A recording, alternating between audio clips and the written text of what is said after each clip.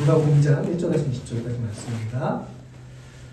제가 먼저 읽겠습니다. 그때 아우구스투스 황제가 칙령을 내려 온 세계가 호적 등록을 하게 되었는데 이 첫 번째 호적 등록은 구레뇨가 시리아의 총독으로 있을 때 시행한 것이다. 모든 사람이 호적 등록을 하러 저마다 자기 고향으로 갔다. 요셉은 다윗 가문의 자손으로 갈릴리의 나사렛 동네에서 유대에 있는 베들레헴으로 다윗 동네로 자기의 약혼자인 마리아와 함께 등록하러 올라갔다. 그때 마리아는 임신 중이었는데 그들이 거기에 머물러 있는 동안에 마리아가 행사할 날이 되었다. 마리아가 첫 아들을 낳아서 포대기에 싸서 구유에 눕혀두었다. 여관에는 그들이 들어갈 방이 없었기 때문이다. 그 지역에서 목자들이 밤에 그들에서 지내며 그들의 양떼를 지키고 있었다. 그런데 주님의 한 천사가 그들에게 나타나고 주님의 영광이 그들을 두루 비추니 그들은 몹시 두려워하였다. 천사가 그들에게 말하였다. 두려워하지 말라. 나는 온 백성에게 큰 기쁨이 될 소식을 너희에게 전하여 준다. 오늘 다윗의 동네에서 너희에게 구주가 나셨으니 그는 곧 그리스도 주님이시다. 너희는 한 갓난아이가 포대기에 쌓여 구유에 뉘어 있는 것을 볼 터인데 이것이 너희에게 주는 표징이다. 갑자기 그 천사와 더불어 많은 하늘 군대가 나타나서 하나님을 찬양하며 말하였다. 덧없이 높은 곳에서는 하나님께 영광이요 땅에서는 주님께서 구하시는 사람에게 있다. 천사들이 목자들에게서 떠나 하늘로 올라간 뒤에 목자들이 서로 말하였다. 베들레헴으로 가서 주님께서 우리에게 알려주신 바 일어난 그 일을 봅시다. 그리고 그들은 급히 달려가서 마리아와 요셉과 구유에 누워있는 아기를 찾아냈다. 그들은 이것들을 보고 나서 이 아기에 관하여 자기들이 들은 말을 사람들에게 알려주었다. 이것을 들은 사람들은 모두 목자들이 그들에게 전해준 말을 이상히 여겼다. 마리아는 이 모든 말을 고이 간직하고 마음속에 곰곰이 되새겼다. 목자들은 자기들이 듣고 본 모든 일을 자기들에게 이루어주신 그대로 알고 돌아가면서 하나님께 영광을 돌리며 그를 찬미하였다. 아멘. 오늘도 우리 말컴 처치에서 또 유튜브에서 줌에서도 통해서 예배드리는 모든 이들에게 하나님의 은혜가 가득하시길 축복합니다. 아멘. 예수님 오늘도 우리와 함께하시고 언제 어디서나 함께하시는 놀라우신 분이십니다. 오늘은 교회 절기에 있어서 대강절이라는 대강절의 첫 번째 주일입니다. 이 대강절이라는 뜻은 한자로 기다릴, 기대하다, 기다리다의 대자, 그리고 내려오다라고 보통 강림이라는 말을 쓰죠. 그래서 강림이란 강, 대강절.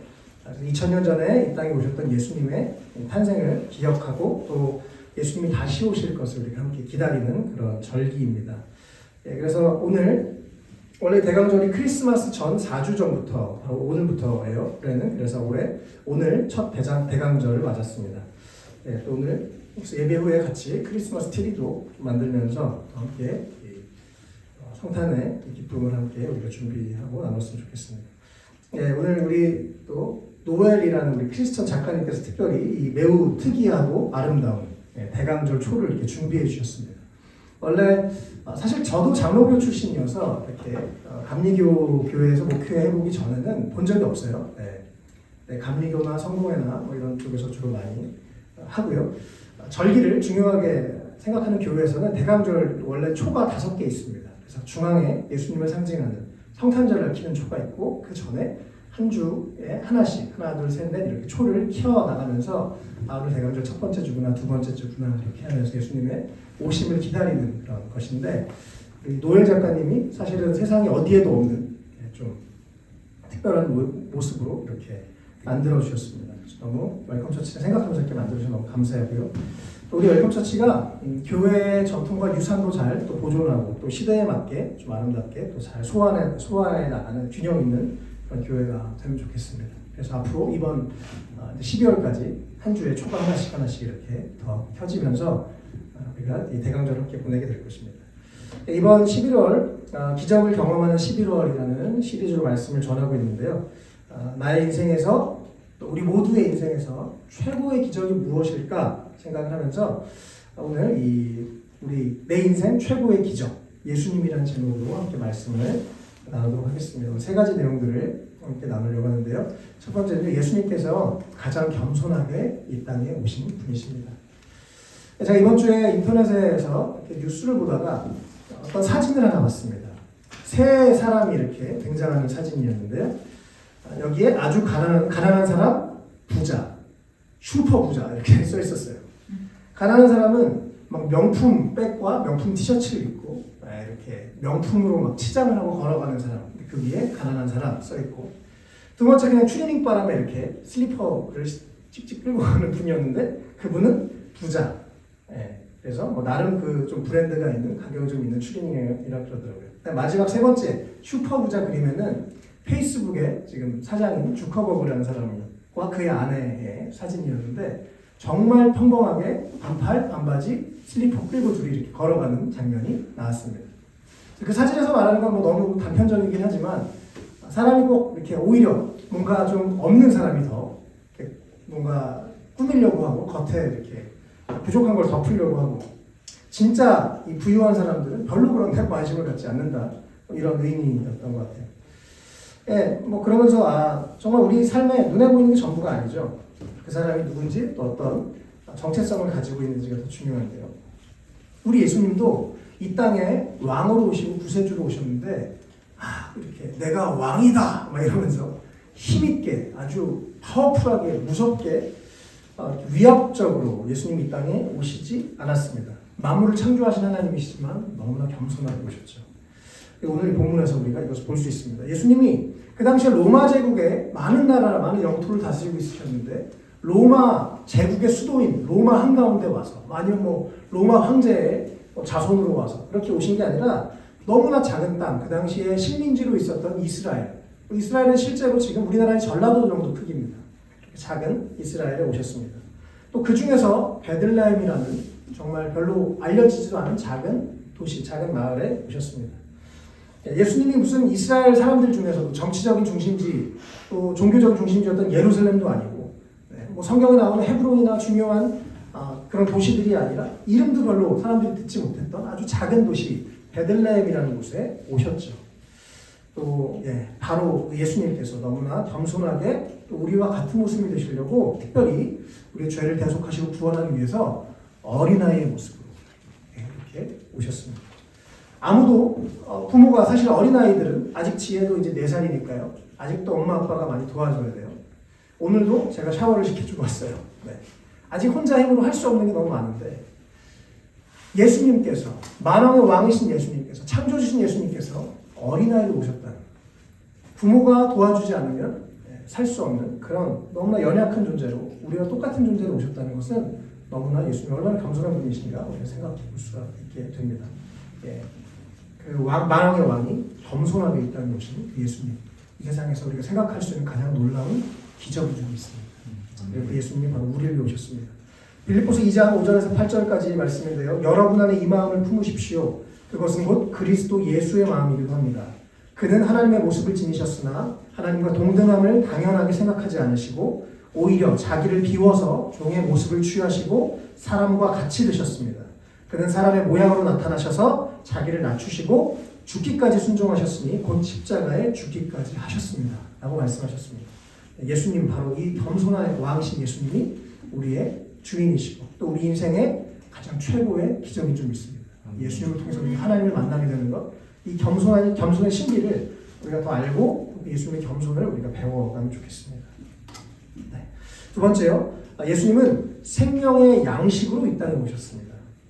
오늘 이 본문 1절 2절에 보면요, 이 예수님이 태어나던 당시에 갑자기 로마 황제가 아우구스티우스 황제가 로마와 이 전 네로마를 다스리고 있을 때 호적 등록을 해라, 이렇게 황제가 명령을 합니다. 그러니까 전 제국 중에 이 시리아 또 이스라엘이 있는 그 지역에 구레뇨라는 총독이, 자 여러분, 황제가 지금 황제님이 명령하셨습니다. 빨리 고향으로 돌아가서 다시 호적을 등록하세요라고 명령을 한 거죠.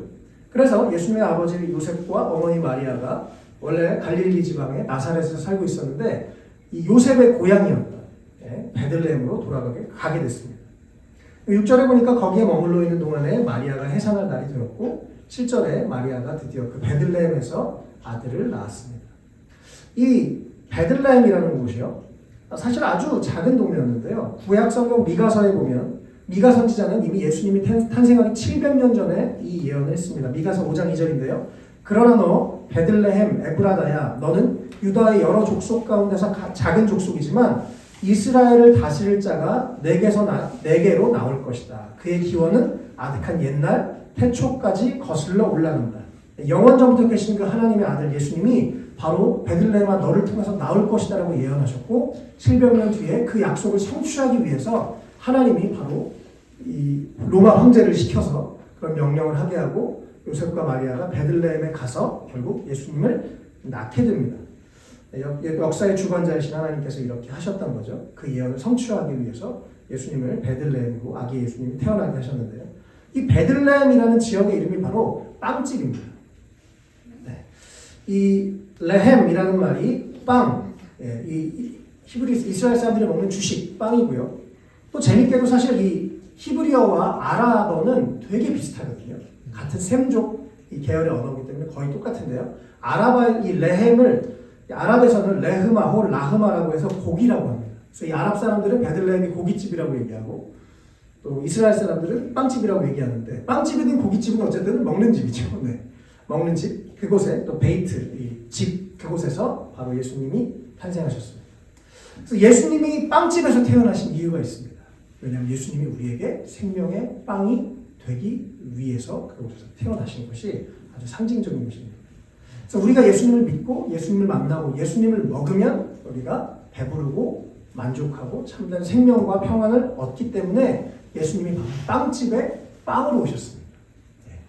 또 동시에요. 7절에 아까 아이를 낳고 포대기에 싸서 구유에 눕혔다라고 하죠. 제가 저희 집에 있는 이거 보고 오늘 본문 말씀이랑 똑같아서 가지고 왔습니다. 여기 지금 이 구유에 쌓아졌다 이렇게 말씀에서 얘기하고 있는데요. 애기 예수님이 여기 이렇게 있는 이 모양이죠. 이 구유라는 것이요. 사실은 뭐 우리는 이제 보통 이걸 마국간에서 말 염을 통이다라고 생각하는 경우가 많은데 사실 성경에 정확하게 이 구유가 말구유라고 나오진 않습니다.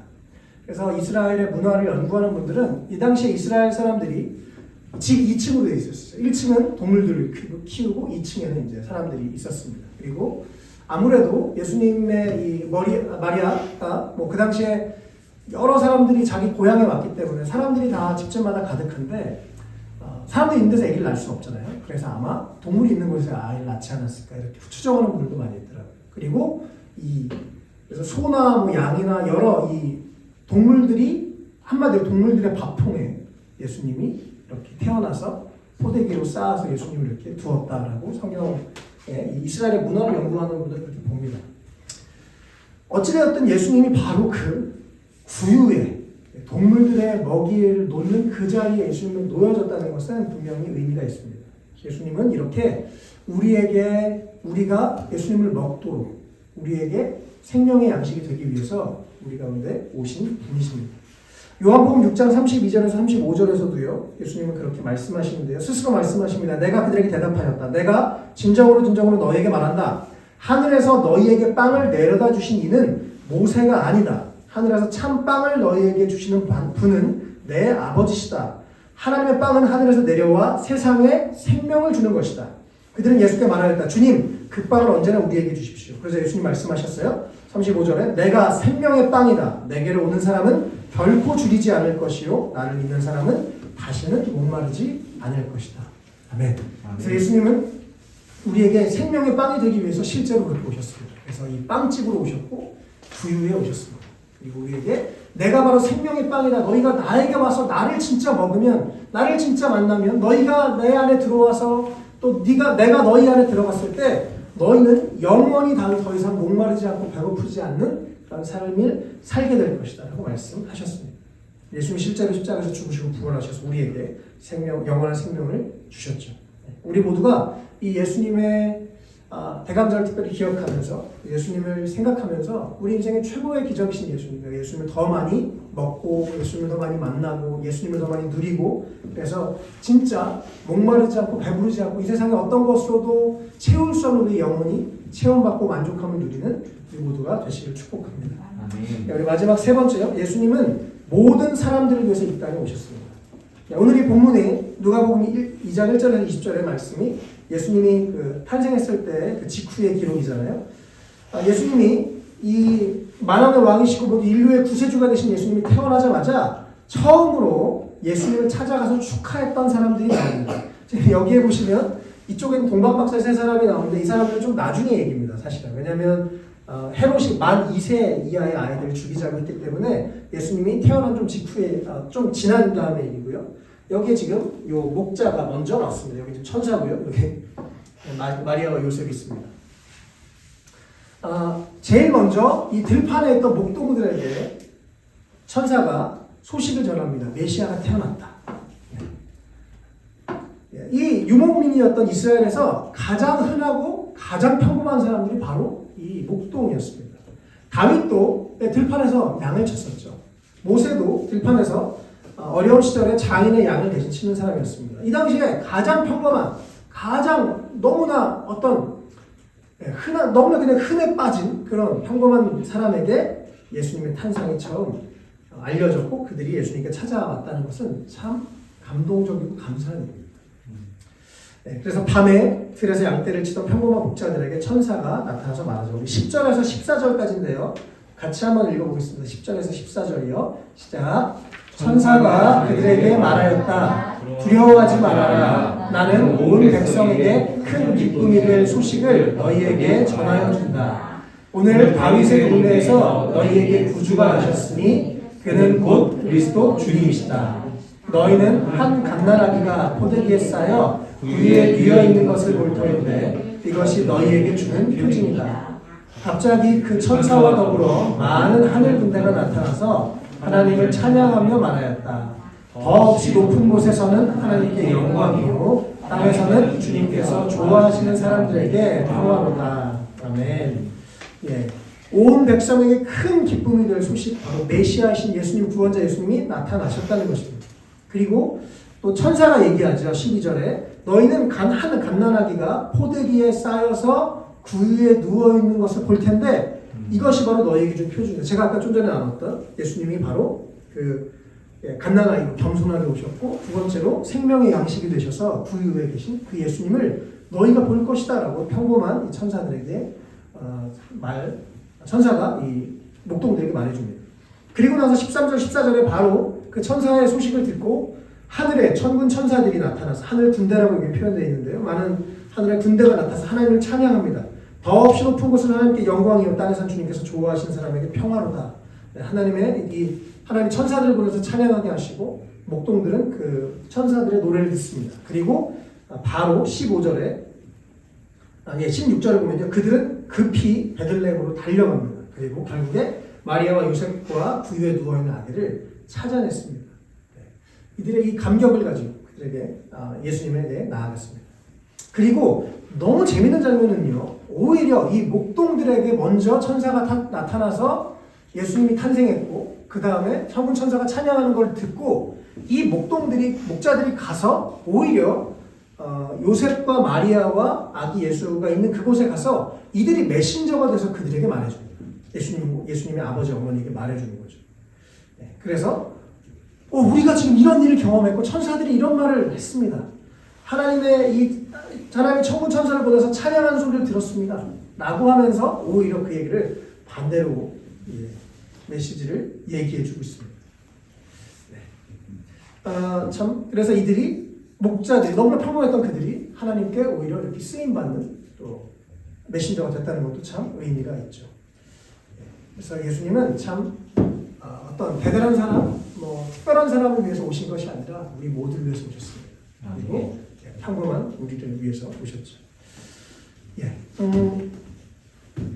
그래서 또 이 목자들 이름도 안 나와요. 누구지도 모르고 이름도 안 나옵니다. 정말 평범한 그들을 위해서 오신 예수님. 참 우리에게 이 세상에 참 큰 희망과 소망이 됩니다. 성경 전체의 핵심을 가장 잘 요약해주고 있는 요한복음 3장 16절 말씀에 바로 오늘 이 평범하게 오신 예수님의 모습을 잘 얘기해주고 있습니다. 하나님께서 세상을 이처럼 사랑하셔서 외아들을 주셨으니 이는 그를 믿는 사람마다 멸망하지 않고 영생을 얻게 하는 것이다. 하나님 우리의 어떤 외적인 조건과 외모를 보지 않으십니다. 그리고 이는 그를 믿는 사람마다, 영어로 보면 더 누구든지라고 되어 있어요. 예수님 믿으면 멸망하지 않고 영생을 얻게 되는 놀라운 진리, 보편적인 누구에게나 다 적용하고 들을 수 있는 하나님의 사랑과 예수님의 구원을 우리가 믿고 받아들이는 모든 자들에게 우리가 선택만 한다면 주님이 그들에게 생명을 주신다는 이 놀라운 복음과 진리가 우리 가운데 있습니다. 예수님이 이렇게 평범한 모든 사람들을 위해서 특별히 바로 이곳에 있는 나를 위해서 예수님이 이 땅에 겸손하게 생명의 양식으로 오셨습니다. 우리가 우리 인생에 11월 달에 저도 한 달 동안 참 열심히 기적을 위해서 기도했습니다. 또 제가 매일 계속 우리 한 분 한 분 웰컴처치 가족들을 위해서 기도하고 있습니다. 계속 기도할 거예요. 그리고 하나님이 계속 우리에게 많은 기적들을 베풀어 주시기를 원합니다. 그런데 우리 인생에 정말 최고의 기적은 바로 예수님을 우리가 믿고 예수님을 만나고 예수님 안에서 영원한 생명을 누리는 것인 것을 우리가 꼭 기억하시기를 축복합니다. 또 우리가 예수님 안에서 더 풍성한 그 생명을 계속 누리고 우리 모두가 됐으면 좋겠습니다. 그래서 우리 인생의 최고의 기적이 예수님을 믿고 하나님의 자녀가 된 것이라는 것 기억하시면 좋겠고요. 또 우리 주변에 우리를 통해서 이러한 기적의 역사, 예수님을 믿게 되는 역사가 일어나면 좋겠습니다. 말씀을 정리하겠습니다. 내 인생 최고의 기적 예수님에 대해서 나누는데요. 첫 번째, 예수님은 가장 겸손하게 이 땅에 오셨습니다.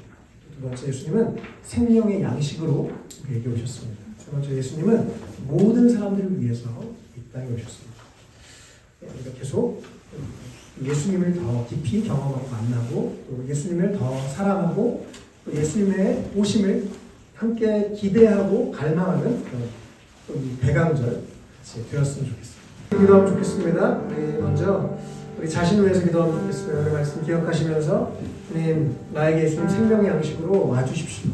내가 그 풍성한 생명을 누리고 맛보게 하시고 예수님을 더 알게 하시고 더 예수님을 또 닮아가게 해주십시오. 예수님의 겸손을 담게 하시고 예수님의 마음을 소유한 사람으로 살아갈 수 있게 해주십시오. 이 말씀을 생각하시면서 먼저 우리 자신에게 그 말씀을 적용하면서 말씀을 기억하면서 함께 기도하면 좋겠습니다. 기도하겠습니다. 예수님 감사합니다. 우리에게 이 땅에 겸손하게 오셔서 감사합니다. 우리와 같은 모습으로 오시고 또 우리에게 눈 맞춰주셔서 감사합니다. 또 우리 같은 평범하고 보잘것없는 사람들에게 찾아오시고 우리의 마음을 두드리시고 우리의 인생에 생명을 주시고 우리 삶에 영원한 생명을 허락하셔서 너무나 감사합니다. 사랑하는 예수님, 우리가 예수님의 그 은혜를 더 기억하고 알게 하시고 우리 예수님을 더 닮게 하시고 또 예수님을 더 닮아가게 해주시고 예수님, 바로 당신이 내 인생에 가장 큰 기적이라고 생각합니다. 내가 당신을 믿고 만난 것이 우리 인생의 최고의 기적이고 선물인 것을 고백합니다. 예수님, 우리 삶에 오셔서 감사하고 계속해서 우리를 통해서 우리 주변에 예수님 필요한 자들에게 예수를 전하고 생명을 전하는 우리가 당신을 되게 하시고 하나님 영원한 삶에 예수님으로 더 출발해서 우리가 그전에 알았던 예수님이 아니라 더 깊이 더 넓게 더 풍성하게 예수님을 알아가고 생명을 누리고 맛보고 경험하고 예수님의 더 큰 은혜 가운데로 들어갈 수 있도록 우리 한 사람을 축복해 주십시오. 더 예수님을 닮아갈 수 있도록 우리가 예수님의 겸손을 깨닫게 하시고 그 사랑을 깨닫게 하시고 그들을 더 깨달아갈 수 있도록 주님 도와주시고 우리를 도와주시옵소서. 우리 삶에 오셔서 우리를 위로하시고 치유하시고 회복되고 새롭게 하시고 계속해서 우리 삶의 쓰레기를 해결해 주시고 역사여 주시고 축복하여 주시옵소서. 예수님 역사여 주시옵소서. 예수님 우리 삶에 주신 세례를 주시옵소서. 아멘. 감사합니다. 우리 함께 하시고 감사합니다. 아멘. 예수님 예수님 역사여 함께 해주시옵소서. 주님 우리의 겉에 모습에 우리의 영혼이 너 예수님을 닮아가시게 하나님의 축복해 주시옵소서. 하나님 감사합니다. 영혼을 같이 기도할게요. 우리 웰컴처치 위해서 기도하면 좋겠습니다. 우리 교회 위해서 특별히 생명의 빵이신 예수님을 나눠서 또 영혼을 또 육체에 필요한 것들을 우리가 또 살리고 나누는 교회 되게 해주십시오. 우리가 예수님처럼 겸손한 마음 가지고 여기까지 영혼들 또 주변의 영혼들 섬기는 교회가 되게 해주십시오. 기도해 주시고요. 또 특별히 이제 사역자들과 함께 이제 내년까지 벌써 40일도 안 남아서 이제 내년을 위해서 기도하면서 여러 가지 계획을 세우고 또 준비하고 있는데 하나님의 뜻을 따라서 하나님의 뜻이라면 무엇이든지 웰컴하고 순종하고 하나님의 뜻대로 잘 교회가 주님 믿음의 길을 걸어갈 수 있도록 우리 웰컴처치를 위해서 또 우리 웰컴처치 가족들 위해서 또 우리 또 주변의 영혼들 우리 몸이 불편하신 분들 우리 웰컴처치 가족들 위해서 한 번 더 같이 축복하며 기도하면 좋겠습니다. 기도하겠습니다. 하나님 감사합니다. 우리 웰컴처치를 인도하신 하나님 감사합니다.